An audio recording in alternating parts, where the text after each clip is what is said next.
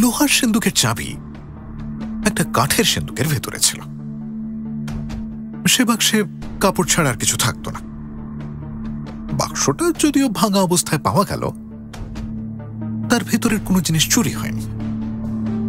শুধু লোহার সিন্দুকের চাবি পাওয়া গেল না। এই সমস্ত দেখে শুনে কিছুই স্থির করে উঠতে পারছি না। এমন সময় একটা বেনামি চিঠি ডাকে এসে বন্দ্যোপাধ্যায় মশাইয়ের হাতে পড়ল। ভব আর রসিককে বিষ খাইয়ে তাদের বাড়ি থেকে যে সমস্ত জিনিস চুরি করা হয়েছে তার অনুসন্ধানে আপনারা যে বিশেষ ব্যস্ত হয়ে পড়েছেন তা আমি কয়েকদিন থেকেই দেখছি। কিন্তু আমি যখন এ সম্বন্ধে কোনো কথা জানতে পেরেছি তখন আমার উচিত সেই কথা আপনাদের জানানো, কারণ আপনারা সে কথা জানতে পারলে আমার মনে হয় কেন নিশ্চয়ই আপনাদের কষ্ট অনেকটা কমবে। কিন্তু আপনাদের যেমন নাম ডাক শুনতে পায়, কেউ আপনাদের কোনো খবর দিলে তাকে নিয়ে আপনারা যেমন টানাটানি করে থাকেন, তাতে আপনাদের কোনো খবর দিতে গিয়ে কে আর নিজের নাম প্রকাশ করতে সাহস পাবে? তাই আমি আমার নিজের নাম গোপন রাখলাম। ইচ্ছে হয় আমার কথা বিশ্বাস করবেন, ইচ্ছে না হয় বিশ্বাস করবেন না, কারণ এতে আমার কোনো রকম ক্ষতিবৃদ্ধি নেই। একবার আপনারা দেখবেন ভবর মৃত্যুর পর যে তার উত্তরাধিকারী হবে সেই অতুলের সঙ্গে এটার কোনো রকম যোগাযোগ আছে কিনা। অতুলের কাছ থেকে যদি আসল কথা বের করতে পারেন তাহলেই আপনাদের কাজ হয়ে যাবে। অতুলের বাড়ি চোরাবাগান, একটু খুঁজলেই তাকে বের করতে পারবেন। ইতি। প্রিয়নাথ মুখোপাধ্যায় ছিলেন কলকাতা পুলিশের লালবাজার থানার গোয়েন্দা বিভাগের দারোগা। 1878 থেকে 1911 দীর্ঘ 33 বছর পুলিশ বিভাগে কাজ করেছেন তিনি। গোয়েন্দা বিভাগে তার 33 বছরের অভিজ্ঞতা থেকে তিনি শুরু করেন দারোগার দপ্তর পত্রিকা। সেই পত্রিকায় প্রকাশিত একটি গল্প আমাদের এবারের নিবেদন। বন্দ্যোপাধ্যায় মশাই রণদীপ দত্ত। গল্প পাঠে ও প্রিয়নাথের চরিত্রে সৌভিক সাহা। শুরু হচ্ছে প্রিয়নাথ মুখোপাধ্যায়ের গল্প যেমন তেমনি, দ্বিতীয় এবং শেষ পর্ব। চিঠি পড়া শেষ হলে বন্দ্যোপাধ্যায় মশাই আমাকে জিজ্ঞেস করলেন, এই চিঠি সম্বন্ধে তোমার কি মনে হয়? স্যার, আমার তো মনে হচ্ছে চিঠির কথা সত্যি হলেও হতে পারে। তুমি এই চিঠির কথা কেন বিশ্বাস করছো? আমার এই চিঠির কথা বিশ্বাস করার কয়েকটা কারণ আছে। অতুল যদি সত্যিই ভবর উত্তরাধিকারী হয় তাহলে অতুলের পক্ষে কাজ করা একেবারে অসম্ভব নয়। সে তো বুঝতেই পারছে যে ভবর যা কিছু আছে তিনি তার সমস্ত এই রসিককে দিয়ে যাবেন। তাতে তো আর কোনো ভুল নেই, সে তো আর কিছু পাবে না। দ্বিতীয়ত, চোরাবাগানের এক অতুলকে আমি চিনি। সে আবার এক ডাক্তারখানায় কম্পাউন্ডারের কাজ করে। যদি সেই অতুল এই অতুল হয় তাহলে তার পক্ষে ক্লোরোফর্ম জোগাড় করা তো খুবই সহজ, যেটা অন্য কারো পক্ষে জোগাড় করা ততটা সহজ নয়। তৃতীয়ত, আমাদের দেশে যেরকম চোর আমরা সাধারণত দেখতে পাই তাদের প্রায় সবাই অশিক্ষিত। ক্লোরোফর্ম যে কি জিনিস, তার গুণই বা কি দোষ, সেটা দিয়ে কি করে, আমার মনে হয় সেটা তাদের কেউ জানে না। এই সমস্ত চুরি শিক্ষিত লোকের কাজ হতে পারে, বিশেষ করে যাদের সঙ্গে ডাক্তারখানার যোগাযোগ আছে। অন্য কারো পক্ষে এমন কাজ করা একেবারেই অসম্ভব। তোমার যুক্তির সমর্থন করতে হচ্ছে, কিন্তু আমি তোমার মতে মত দিতে পারছি না। আমি এই চিঠির কথা বিশ্বাস করি না। আমার বিশ্বাস এই চিঠির পেছনে লেশমাত্র সত্যি নেই। অতুলের সঙ্গে কারো ঝগড়াঝাটি আছে, সেই তাকে বিপদে ফেলবার জন্য এই চিঠি লিখেছে। কিন্তু তুমি যে অতুলের কথা বলছো সেই যদি এই অতুল হয় তাহলে অবশ্য একটু সন্দেহের কারণ থাকে বটে। যাই হোক, এই সম্বন্ধে একটু ভালোভাবে খোঁজ করে দেখতে হবে। বন্দ্যোপাধ্যায় মশাইয়ের কথা শুনে ভবর সঙ্গে দেখা করলাম। তাকে জিজ্ঞেস করে জানতে পারলাম যে সত্যিই অতুল ভবর দূর সম্পর্কের উত্তরাধিকারী। যদি ভব তার বিষয় সম্পত্তি আর অন্য কাউকে দিয়ে না যান, তাহলে শেষে সমস্তই অতুলের হবে। ভবর কাছ থেকে সমস্ত কিছু শোনার পর জোড়া বাগানে গেলাম, অতুলকেও খুঁজে বের করলাম। দেখলাম যা ভেবেছিলাম তাই। এ অতুল আমার সেই চেনা অতুল যে ডাক্তারখানায় কম্পাউন্ডারের কাজ করে। অতুল আমাকে দেখেই বলল, আরে এখানে যে কি ব্যাপার? উত্তরে আমাকে হঠাৎ একটা মিথ্যে কথা বলতে হলো। তদন্তের সময় এমন মিথ্যে কথা বাধ্য হয়ে আমাদের প্রায়ই বলতে হয়। এ যেন একরকম কর্তব্যের মধ্যেই দাঁড়িয়ে গেছে। ঈশ্বর যে পাপ থেকে কবে মুক্ত করবেন তা তিনিই জানেন। আমি বললাম, তোমার মনিবের সঙ্গে দেখা করার আমার বিশেষ দরকার আছে, তাকে একবার খবর দাও। আমার কথা শুনে সে তার মনিবকে খবর দিল। খবর পাওয়া মাত্র ডাক্তার এলেন। তখন সেই ডাক্তারখানা একেবারে নতুন, এই তদন্তের বছর 2 আগেই সেটা তৈরি হয়েছিল। ডাক্তারের কাছে আমি মনের কথা চেপে গেলাম।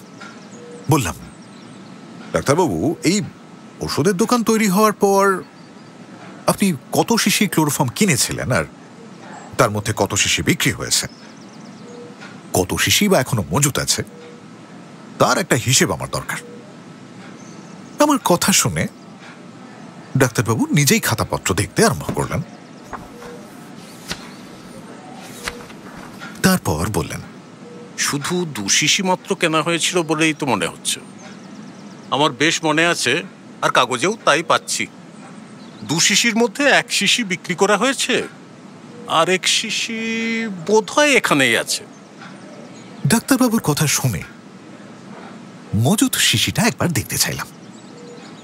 ডাক্তারবাবু অতুলকে ডেকে বললেন, এই অতুল, আমাদের ক্লোরোফর্মের শিশিটা একবার নিয়ে এসো তো।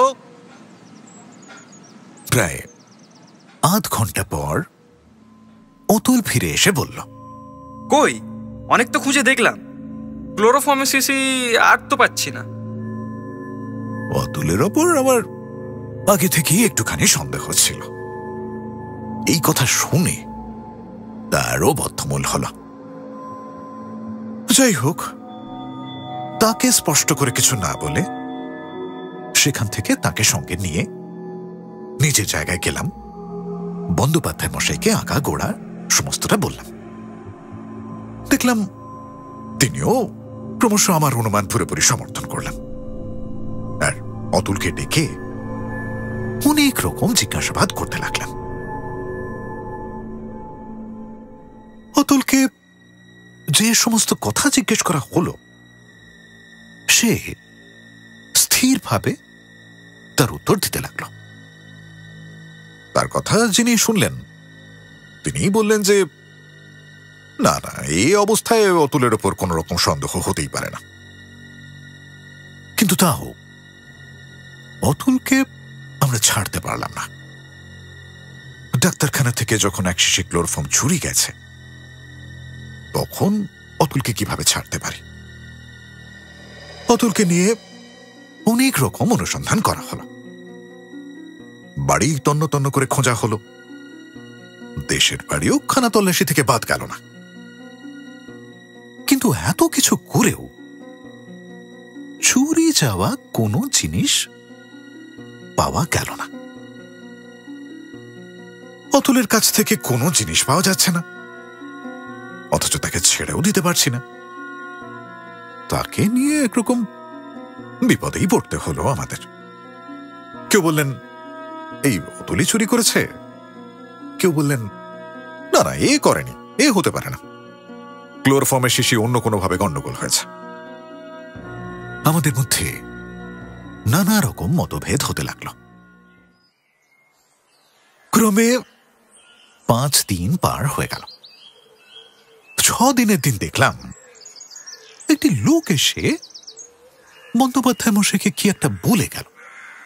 তিনি আমাকে ডেকে বললেন, শোনো প্রিয়নাথ, যে সন্দেহের উপর নির্ভর করে আমরা অতুলের বিরুদ্ধে অনুসন্ধান করছি, সেই অপরাধে অতুল অপরাধী নয়। তাকে এখনই ছেড়ে দাও। সেই ক্লোরোফর্মের শিশি চুরি হয়নি। অতুলের আগে যে লোক ওই ডাক্তারখানায় কাজ করত, সেই এক শিশি ক্লোরোফর্ম বিক্রি করেছিল। সে সেই টাকা খাতায় জমা দেয়নি। যার কাছে সে ওটা বিক্রি করেছে তার সঙ্গে আমার দেখা হয়েছে, আর সেই পুরনো কম্পাউন্ডারও আমার কাছে সব কথা স্বীকার করেছে। এখন বুঝতে পারছি অতুল কোনো দোষে দোষী নয়। একদিন তাকে মিথ্যে কষ্ট সহ্য করতে হয়েছে। বন্দ্যোপাধ্যায় মশাইয়ের কথা শুনে অতুলকে সেই মুহূর্তেই ছেড়ে দিলাম। অতুল হাসতে হাসতে আমাদের উপর রাগ মিটিয়ে চলে গেল। ভালোই অভিজ্ঞতা হলো কদিন, এই জন্যই বুঝি আপনাদের এত সুনাম। বিনা দোষে একজন লোককে নিরর্থক কষ্ট দিয়েছি বলে আমার মনেও কষ্ট হতে লাগলো। আমার মন এখন যেরকম শক্ত হয়ে গিয়েছে তখন তেমন ছিল না, তাই বোধহয় কষ্ট হয়েছিল। অতুল চলে যাওয়ার পর আমার মনে কয়েকটা চিন্তা উদয় হলো। প্রথম চিন্তা, ভবর যে সমস্ত জিনিস চুরি হয়েছে বলে অভিযোগ, তা কি সত্যি চুরি হয়েছে? এ নিয়ে অনেক চিন্তা করলাম। নিজের মনকে বোঝানোর অনেক চেষ্টা করলাম যে ভব মিথ্যে অভিযোগ করছে, কিন্তু সে কথা আমার মন কিছুতেই মানল না। দ্বিতীয় চিন্তা, সত্যি যদি চুরি হয়ে থাকে তাহলে কে চুরি করল? বাইরের কোনো লোক এসে চুরি করে গেল, নাকি রসিকের সাহায্যে কোনো কাজ করে চলে গেল? তৃতীয় চিন্তা, রসিকের সাহায্যে কাজ কিভাবে হবে? যদি রসিকের সাহায্যে হয় তাহলে সেই বা অজ্ঞান হয়ে পড়ে থাকবে কেন? আর ডাক্তারি বা কেন বলবেন যে ক্লোরোফর্মেই রসিক অজ্ঞান হয়েছিল? চতুর্থ চিন্তা, যদি রসিকের সাহায্যে বা তার মাধ্যমে চুরি না হয়ে থাকে তাহলে বাইরের লোক ভেতরে আসলো কিভাবে? পঞ্চম চিন্তা, যে দরজায় অস্ত্রের চিহ্ন দেখা যাচ্ছে সেই দরজা দিয়ে যদি চোর বাড়ির ভেতর ঢুকে থাকে তাহলে তার বাইরে যে পুরনো মাকড়সার জাল, সেই জালই বা ছিঁড়ল না কেন? ষষ্ঠ চিন্তা, ওই দরজায় যেসব চিহ্ন চোখে পড়ছে সেগুলো বাইরে থেকে হয়েছে বলেই তো মনে হচ্ছে। আচ্ছা, ভিতর থেকে যদি হয়ে থাকে তাহলে চোর ভেতরে কিভাবে আসবে? সপ্তম চিন্তা, বাড়ির সামনের দরজা যদি ভেতর থেকে কেউ খুলে না দেবে তাহলে দস্যুরা ভেতরে ঢুকবে কিভাবে? অষ্টম চিন্তা, যে সিন্দুকের ভেতর লোহার সিন্দুকের চাবি ছিল, সেই সিন্দুক শুধু চাবির জন্যই ভেঙেছে বলে মনে হচ্ছে, কারণ তার ভেতরে তো মূল্যবান কোনো জিনিসই থাকতো না। অথচ পোশাক আশাক যা কিছু ছিল তার তো একটাও চুরি হয়নি। নবম চিন্তা, বাড়ির লোক না হলে দস্যুদের এই চাবির সন্ধান আর কে দিতে পারে? কে হতে পারে? দশম চিন্তা, বাড়ির ভেতরে যে দুজন ছিলেন তার মধ্যে বৃদ্ধা ভব কি নিজের জিনিস অন্য কাউকে দিয়ে চুরি করাবেন? হতে পারে। একাদশ চিন্তা, বাড়ির ভেতরের অন্য লোক হলো রসিক। ভব ছাড়া আর রসিক আর তো কেউ ছিল না। সেই রসিক বাড়ির সমস্ত কথাই জানে, কিন্তু কথা হচ্ছে যে সেই বা অন্য কাউকে দিয়ে চুরি করাবে কেন? কি আশ্চর্য, সে তো ভালোভাবেই জানে যে ভবর মৃত্যুর পর সবই তার হবে। এখনো তার কোনো কষ্ট নেই। তার বিয়ের জন্য ভাবো চেষ্টা করছেন। এই অবস্থায় রসিকই বা চুরি করবে কেন?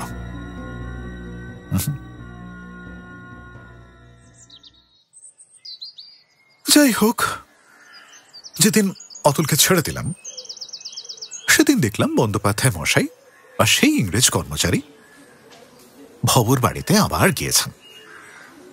কেন যে তারা আবার গেলেন তা কিন্তু আমি কিছুই বুঝতে পারলাম না। তারাও আমাকে ভেঙে কিছুই বললেন না, কিন্তু আমাকে ডেকে তাদের সঙ্গে নিলেন। আমিও বিনা বাক্যে তাদের পেছন পেছন গেলাম। বন্দ্যোপাধ্যায় মশাই আর ইংরেজ কর্মচারী দুজনে বাড়ির ভেতর ঢুকে বসলাম। রসিক আর ভবকে ডেকে আবার জিজ্ঞেস করতে লাগলাম, যে সমস্ত কথা বারবার জিজ্ঞেস করা হয়েছে, যে সমস্ত কথা অনেকবার অনেকভাবে লিখে নেওয়া হয়েছে, সেই সমস্ত পুরনো কথা আবার তাদের ডেকে আবার লিখতে আরম্ভ করলাম। যে সমস্ত কথা আমি অনেকবার শুনেছি, যা অনেকবার লিখেও নিয়েছি, সেই সমস্ত বিষয় শুনতে আমার আর ভালো লাগলো না। যাই হোক, এরা সব অভিজ্ঞ বিচক্ষণ কর্মচারী, তারা যা করছেন তার কোন রকম প্রতিবাদ করতেও সাহস হলো না। ভাবলাম এদের নিশ্চয়ই কোনো গূঢ় অভিসন্ধি রয়েছে, তা না হলে এ কাজ আবার করবেনই বা কেন। তারা কথাবার্তা বলতে লাগলেন। আমি তখন বাড়ির ভেতর বসে এদিক ওদিক চারপাশ ভালোভাবে দেখতে লাগলাম। কি দেখছি তা ঠিক নেই, কোনো দিকে বিশেষভাবে কোনো লক্ষ্যও নেই, তাও দেখতে লাগলাম। দেখতে দেখতে একটা চিঠির ফাইল আমার চোখে পড়ল। দেওয়ালের এক কোণে একটা পেরেক থেকে সেটা ঝুলছে। ফাইলটা নিয়ে তাতে যে সমস্ত কাগজপত্র ছিল সেগুলো এক এক করে পড়তে শুরু করলাম। ফাইলের কাগজগুলো কেন যে পড়ছি তার কারণ আমি নিজেই জানতাম না। কৌতূহলবশতই হোক বা অভ্যাসের দোষেই হোক, আমি পড়তে লাগলাম। ফাইলের ভেতরে অনেকগুলো চিঠি ছিল। এক এক করে প্রায় সবগুলোই মোটামুটি পড়লাম। কোনোটা বৃদ্ধা ভবর নামে, কোনোটা আবার রসিকের নামে, কোনোটা বা অন্য কারো নামে। যখন পড়ছি তখন সেই ইংরেজ কর্মচারী আমার দিকে তাকিয়ে একটু হাসলেন আর বললেন, তোমার কি মনে হইতেছে যারা চুরি করিয়াছে তারা আগে চিঠি লিখিয়া তারপর চুরি করতে আসিয়াছে? এত আগ্রহের সঙ্গে চিঠিগুলো পড়িতেছ কেন? মিথ্যে সময় নষ্ট না করিয়া এরা আবার যা বলিতেছে, আমার মতে তোমার তা শোনা উচিত। আমি তার কথার কোনো উত্তর দিলাম না। বন্দ্যোপাধ্যায় মশাই বললেন, ও যা করে ওকে করতে দাও। এরা এখন যা বলছে তা শুনে যা করতে হয় আমরা তাই করব, ওকে সেসব দেখতে হবে না। বন্দ্যোপাধ্যায় মশাইয়ের কথা শুনে ইংরেজ কর্মচারীটি আর কোনো কথা বললেন না। আমিও যা করছিলাম তাই করতে লাগলাম।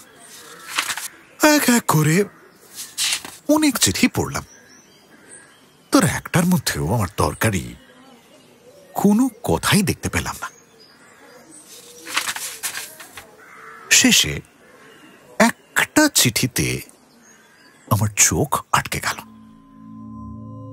কেমন একরকম যেন সন্দেহ হলো।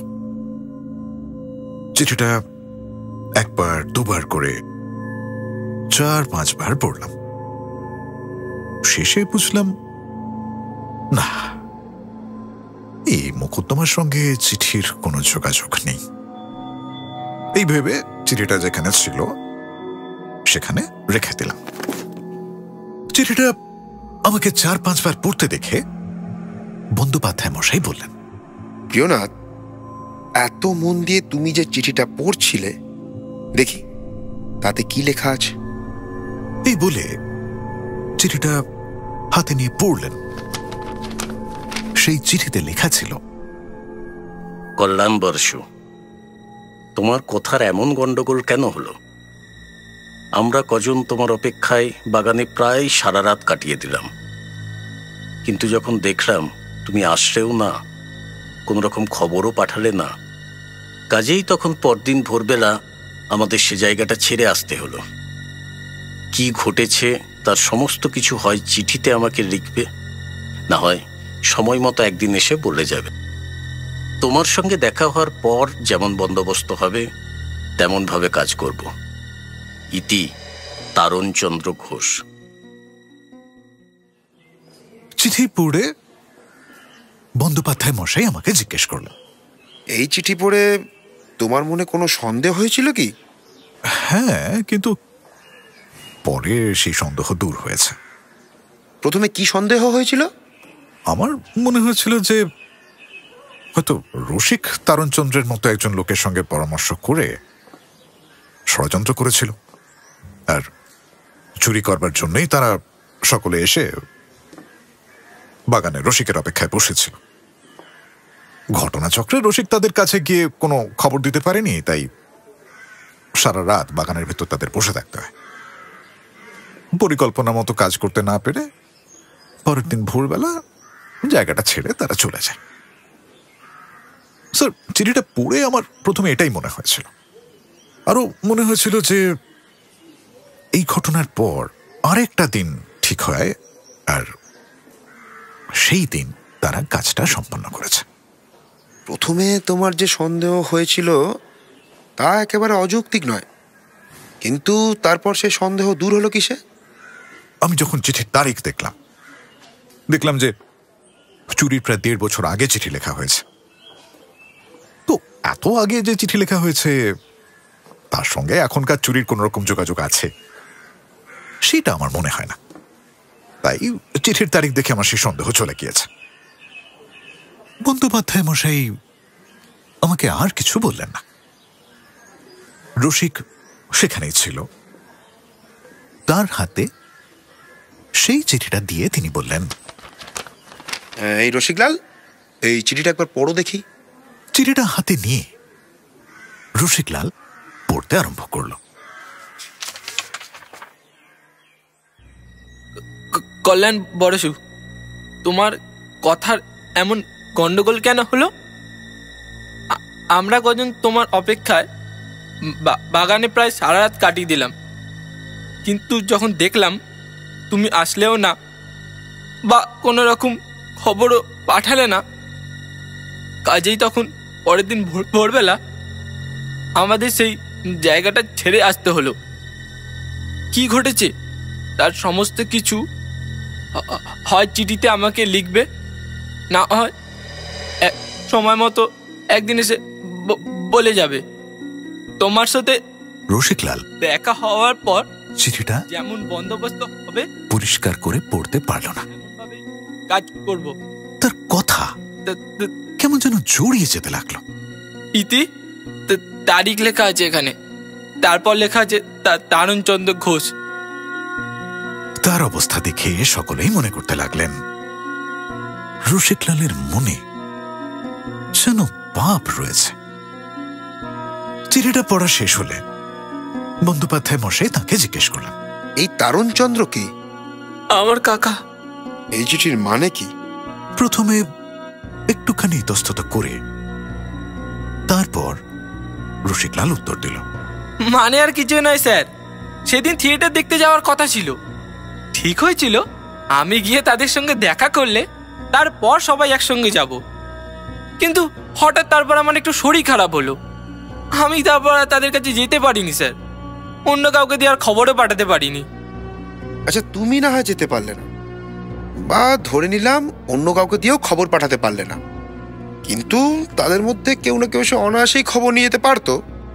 আর থিয়েটার দেখা তো এমন কিছু খারাপ কাজ নয় যে তারা তোমার বাড়িতে না এসে তোমার অপেক্ষায় চোরের মতো বাগানের ভেতর বসেছিলেন। হ্যাঁ স্যার, আপনি যা বলছেন তা ঠিকই। আসলে কি হয়েছে, ওদের মধ্যে তো কেউ আমার বাড়ি চিনতো না, সেই জন্য আগের কথা মতো বাগানে বসেছিল। ওরা কেউ চোর নয় স্যার, সবাই সম্ভ্রান্ত বংশের লোক, আর সবাই আমার আত্মীয়। ওরা কোনো এরকম খারাপ কাজ করতে পারে না স্যার। বিশেষ করে এই তারিখটা দেখুন না স্যার, এ তো অনেক দিন আগে।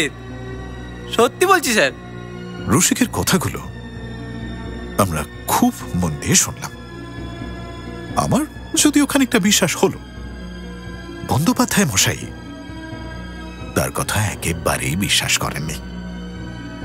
তিনি ক্রমে রসিককে নানান কথা জিজ্ঞেস করে তার কাকার বাড়ি কোথায়, তার সঙ্গে আর কে কে এসেছিল, এই সমস্ত কিছু জেনে নিলেন। রসিক আর ভাবুকে তাদের বাড়িতে রেখে সময় মতো আমরা বেরিয়ে পড়লাম। পথে এসে একটা গাড়ি ভাড়া করে তারণচন্দ্রের গ্রামের দিকে চললাম। হাবড়া থেকে বেশি দূরে নয়, কয়েক ক্রোশের মধ্যেই। গ্রামে গিয়ে তারুণকে তার বাড়িতেই পাওয়া গেল। কোনো কথা না বলে প্রথমেই তাকে একেবারে বেঁধে ফেলা হলো। আরে তারুণ ভীষণ অবাক হওয়ার মতো করে জিজ্ঞেস করলো, আরে আরে কি ব্যাপার, কি হয়েছে? আমাকে বাঁধছেন কেন? কেন বাজছি? হ্যাঁ, কি মুশকিল, কি করেছি? কলকাতায় কি করে এসেছো তোমার মনে নেই? তোমার সমস্ত ষড়যন্ত্র ব্যর্থ হয়েছে তারণ। রসিক সবকিছু বলে দিয়েছে। আরে রসিক যদি সমস্ত কথা না বলে দিত তাহলে আমরা তোমার নাম কিভাবে জানতে পারতাম, আর তোমার বাড়ি কিভাবে খুঁজে বের করতাম? আমাদের কথা শুনে তারণচন্দ্র একেবারে মোড়ার মতো ফ্যাকাশে হয়ে গেল। কিছুক্ষণ তার শ্বাস প্রশ্বাস যেন বন্ধ হয়ে রইল। কোনো কথা না বলে যেখানে দাঁড়িয়েছিল সেখানেই বসে পড়ল। আমাদের সাহস বেড়ে গেল। বন্দ্যোপাধ্যায় মশাই তাকে আবার বললেন, দেখো তারণ, সমস্ত কথাই যখন সামনে এসে পড়েছে তখন তুমি আর আমাদের মিথ্যে কষ্ট দিও না, বুঝলে? চুরির জিনিসপত্র সব এখনই আমাদের সামনে নিয়ে এসো, না হলে তোমার কপালে যে কেমন দুঃখ আছে তা আমি এখন কল্পনাও করতে পারছি না। তারণচন্দ্র প্রথমে দু একবার বলল, বিশ্বাস করুন, আমি আমি আমি এসবের কিচ্ছু জানি না, কিচ্ছু জানি না। আমি রসিক মিথ্যে করে আমার নাম বলেছে। বিশ্বাস করুন দারোগা বাবু। কিন্তু তারপর সমস্ত কথা বলতে হলো। তার সঙ্গে অন্য কে কে লোক ছিল তাদের নামও বলতে হলো। চুরির জিনিসপত্র যেখানে যা রেখেছিল এক এক করে সমস্তই বের করে দিতে হলো। সেই সমস্ত জিনিসের বেশিরভাগ গ্রামের বাইরে একটা মাঠের মধ্যে পুঁতে রাখা ছিল। অন্য আসামিদের ধরে চুরির সমস্ত জিনিস সঙ্গে নিয়ে আমরা কলকাতায় ফিরলাম।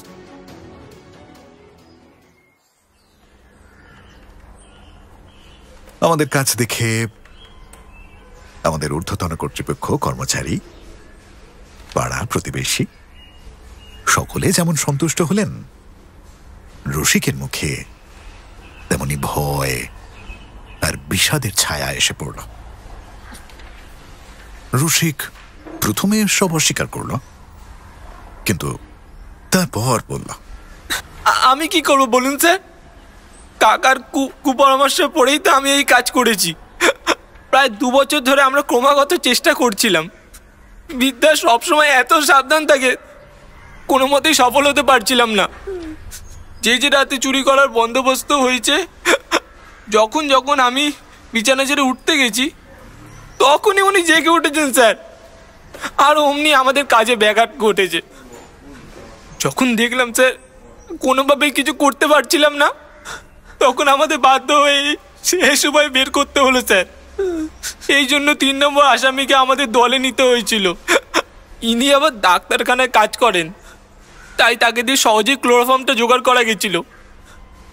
সেদিন রাতে যখন দেখলাম বৃদ্ধা অজ্ঞানের মতো ঘুমিয়ে পড়েছে, তখন শিশি থেকে একটু ক্লোরোফর্ম নিয়ে একটা রুমালে ঢেলে ওনার নাকের কাছে রাখলাম।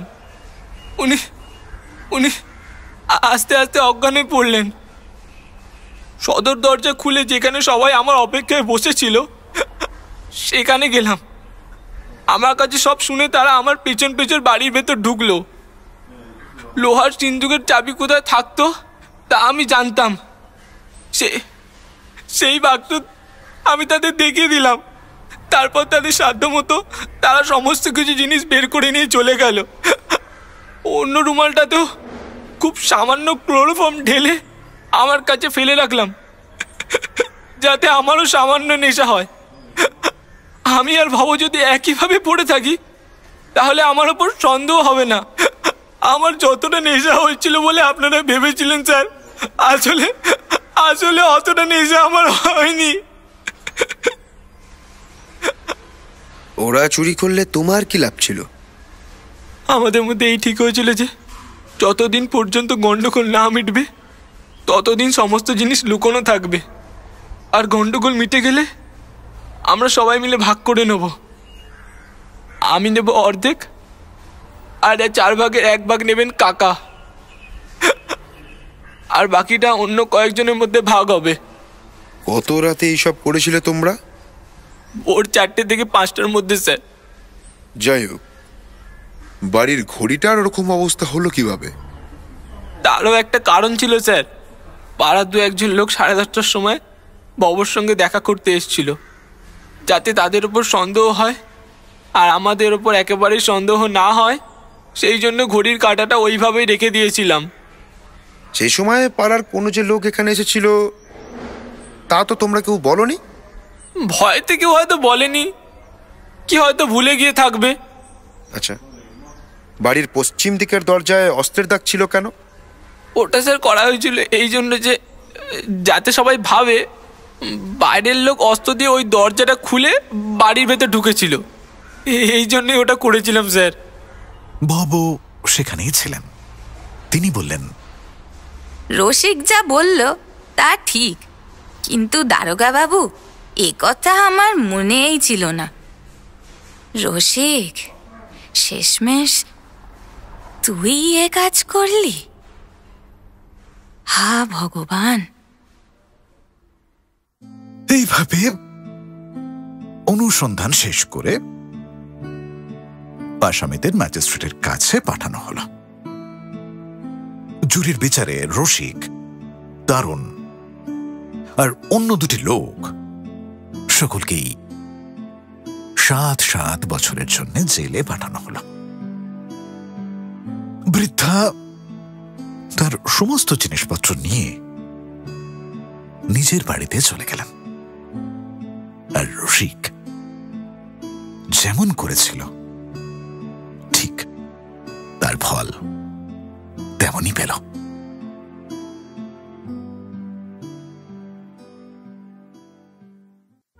শুনলেন প্রিয়নাথ মুখোপাধ্যায়ের গল্প যেমন তেমনি, 2য় এবং শেষ পর্ব। বন্দ্যোপাধ্যায় মশাই রণদীপ দত্ত, প্রহরী ও অতুল মনিরুল দেওয়ান, ডাক্তারবাবু তারণ চন্দ্র ও বেনামি চিঠির লেখক পার্থপ্রতিম ব্যানার্জি, রসিকলাল সুব্রত হাজরা, হরর মা ও ভব ও ত্রিজা ব্যানার্জি, শব্দগ্রহণ শুভজিৎ দাস ও সুরজিৎ গাঙ্গুলি, আবহ ও শব্দ নিয়ন্ত্রণ অরিজিৎ পাল, পোস্টার ডিজাইন চয়ন মণ্ডল, গল্পের অডিও রূপান্তর, গল্প পাঠে প্রিয়নাথের চরিত্রে ও সমগ্র পরিচালনায় সৌভিক সাহা। এই অডিও পরিবেশনা শুধুমাত্র মনোরঞ্জনের জন্য। এর উদ্দেশ্য কোনোভাবেই কোনো জাতি, রাষ্ট্র, ব্যক্তি, জাত বা ধর্মকে আঘাত করা নয়। মদ্যপান, ধূমপান, মাদক সেবন স্বাস্থ্যের পক্ষে ক্ষতিকর। এমন আরও অনেক গল্প রয়েছে ক্লিক অ্যাপে। সঙ্গে থাকুন, শুনতে থাকুন।